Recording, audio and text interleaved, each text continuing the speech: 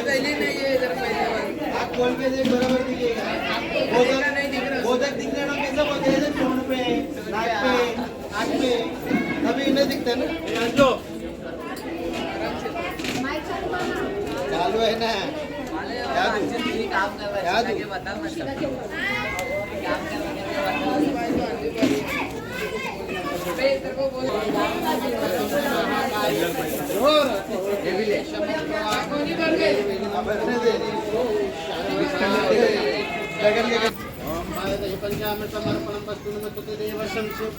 शीरा लाए शीरा हाँ लाया ना ओके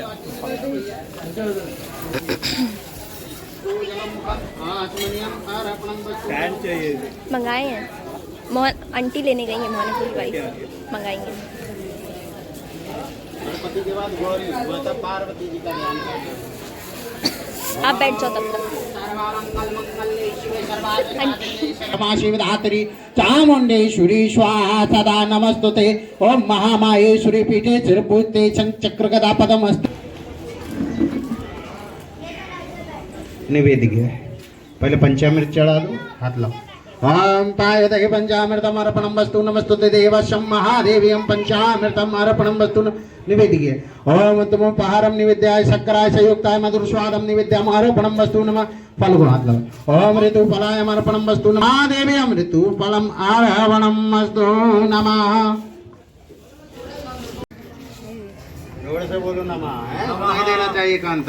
ओम महागणपते नमः ओम भगवते नमः ओम श्री कृष्णाय नमः ओम पुरुषोत्तमाय नमः ओम पूर्वाय नमः ओम देवाय नमः ओम परमात्मने नमः ओम यज्ञाय नमः ओम विष्णुवे नमः ओम वटकवृक्षाय नमः ओम भूताय नमः ओम भवाय नमः ओम भूताय नमः ओम परमात्मने नमः ओम मुक्ताय नमः। करने लगे हे भगवान आप अत्यंत शक्ति से संपन्न है मन तथा वाणी भी आपको नहीं पा सकती है सृष्टि के निर्गुणी स्वरूप भूत व भक्तों के दुखों को नष्ट करने वाले हो आपको मेरा नमस्कार है।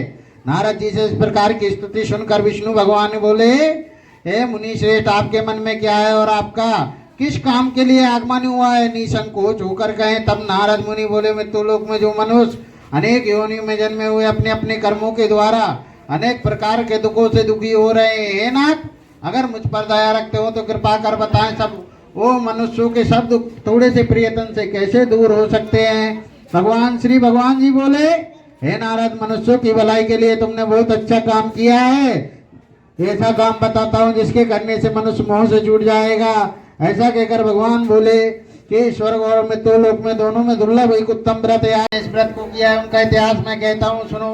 सुंदर काशीपुरी नगरी में एक निर्धन ब्राह्मण रहता था। वो है भूख और प्यास से पृथ्वी पर घूमता था। ब्राह्मणों से प्रेम करने वाले भगवान ने ब्राह्मण को दुख से दुखी देखा तो बूढ़े ब्राह्मण का रूप धर उसके पास जाकर आदर से पूछने लगे हे विप्र ने दुखी होकर पृथ्वी पर क्यों घूम रहे हो। हे ब्राह्मण है तुम मुझसे कहो मैं सुनना चाहता हूँ। ब्राह्मण ने कहा हे भगवान मैं निर्धन ब्राह्मण हूँ भिक्षा के लिए पृथ्वी पर घूमता हूँ। हे भगवान यदि आप इसका कुछ उपाय जानते हो तो कृपा कर मुझे बताएं। ब्राह्मण ने कहा व्रत ब्राह्मण ने कहा कि सत्यनारायण भगवान का अनिश्चित फल देने वाला व्रत है। हे ब्राह्मण तुम उनका पूजन कर जिसके करने से मनुष्य सभी दुखों से छूट जाते हैं। ब्राह्मण से व्रत के बारे में जानकर ब्राह्मण अति प्रसन्न हुआ और सत्यनारायण भगवान व्रत बतलाकर अंतर ध्यान हो गए। जिस व्रत ब्राह्मण ने मुझे व्रत बतलाया है मैं उसे करूंगा। हे निश्चय कर। उसे रात को नींद नहीं आई। वह सवेरे उठ सत्यनारायण भगवान का व्रत का निश्चय कर भिक्षा के लिए गया। फिर उसने भिक्षा में बहुत सा धन पाया जिससे उसने सत्यनारायण भगवान जी का व्रत किया और उसने बंधुओं के साथ भगवान जी का व्रत किया और उस व्रत के प्रभाव से वह सभी दुखों से छूटकर अनेक प्रकार की संपत्तियों से संयुक्त हो गया। उस ब्राह्मण वह हर मास इस व्रत को करने लगा। इस तरह भगवान सत्यनारायण के व्रत को जो भी मनुष्य करते हैं वह सभी दुखों से छूट जाते हैं। इस तरह नारद जी से नारायण का कहा हुआ व्रत मैंने आपसे कहा है। हे विप्रो अब मैं और क्या कहूँ। ऋषि बोले मुनीश्वर इस ब्राह्मण से सुनकर किस किस ने इस व्रत को किया है यह सब हम सुनना चाहते हैं। इसके लिए हमारे मन में श्रद्धा है।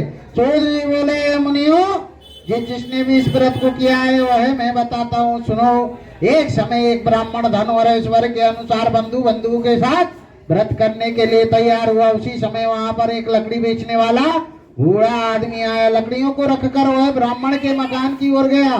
प्याज से दुखी लकड़हारे ने ब्राह्मण को व्रत करते देख उसको नमस्कार कर कहा कि ये भगवान, ये आप क्या कर रहे हो और इसके करने से क्या फल मिलता है, कृपा कर मुझे बताएं।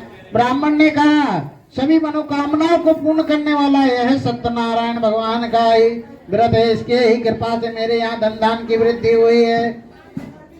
लकड़हारे ने इसको जानकर चिन्ना मटले प्रसाद खाने के बाद अपने घर को गया। लकड़हारे ने अपने मन में इस प्रकार संकल्प कर लिया कि आज ग्राम में जो भी लकड़ियां बेचने पर धन मिलेगा उससे सत्यनारायण देव का, जिस नगर में धनवान लोग रहते थे ऐसे सुंदर नगर गया। उस दिन उन लकड़ियों के दाम पहले दिनों से चौगने मिले। तब वह बूढ़ा आदमी दाम लेकर अति प्रसन्न होकर पके केले की पुंगी, घी, दूध, दही, गेहूं का चूड़ा इत्यादि सत्यनारायण भगवान के व्रत की कुल सामग्री लेकर अपने घर को गया। फिर उसने अपने भाइयों को बुलवाया और विधि के साथ भगवान जी का पूजन किया और व्रत किया। व्रत करने से वह बूढ़ा आदमी धन पुत्र इत्यादि से संयुक्त होकर संसार के समस्त सुखों को भोग कर अंत में वैकुंठ धाम को गया। बोले सत्यनारायण भगवान की जय। दीपकं पूजनम देव सम्यक देवायं पूजम कर भवन्तु नमः। इंद्र देवताय नमः स्वाहा।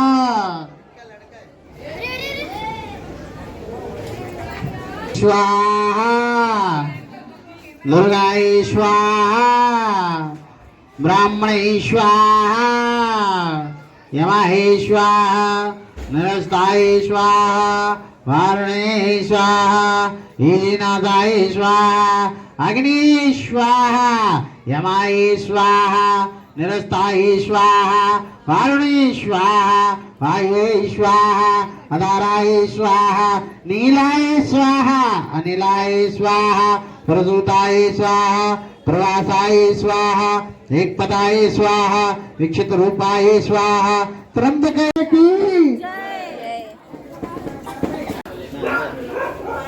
थोड़ा थोड़ा करना नहीं, ओम अपानाय स्वाहा, उदानाय स्वाहा, समानाय स्वाहा, मधुस्वादम स्वादाय न्या स्वाहा, ओम खाद्यान्नम नमः स्वाहा।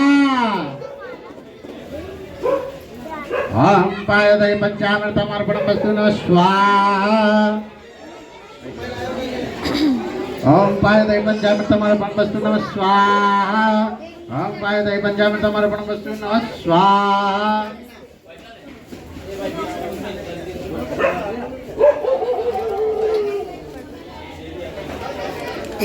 लगाओ ना छोटा वाला ताकि जलेगा।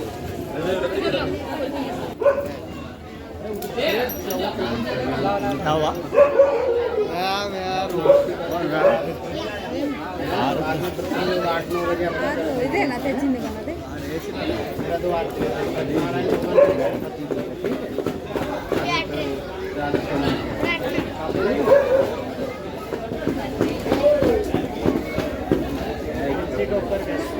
देवा एक दंत दयावंत चार भुजा